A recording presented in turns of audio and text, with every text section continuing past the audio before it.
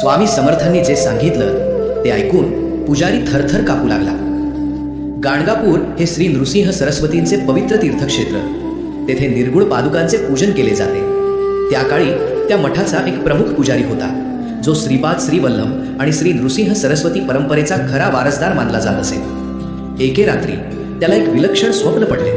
त्या स्वप्नात एक तेजस्वी योगी प्रगट झाले. मुखावर अलौकिक शांतता आणि शांत पण ठाम स्वरात एकच वाक्य, अक्कलकोटला ये. हे स्वप्न सामान्य नव्हते. पुजारी व्याकुळ झाला. मनात भीतीही होती आणि अढळ श्रद्धाही. पहाट होताच त्याने निर्गुण मठातील पादुकांना स्पर्श केला, श्री दत्तांचे स्मरण केले आणि घोड्यावर बसून गाणगापूरकडे प्रवास सुरू केला. अक्कलकोटला पोहोचताच तो थेट स्वामी समर्थांच्या दर्शनाला गेला. स्वामी समर्थ एकांतात बसले होते. पुजारी समोर उभा राहिला तेव्हा स्वामी समर्थ हसत म्हणाले, तू कोण आलास?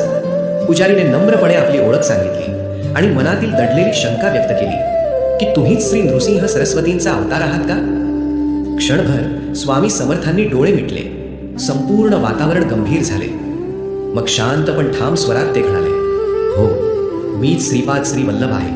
मी श्री नृसिंह सरस्वती आहे आणि आज खरा वारसदार माझ्यापर्यंत आला आहे.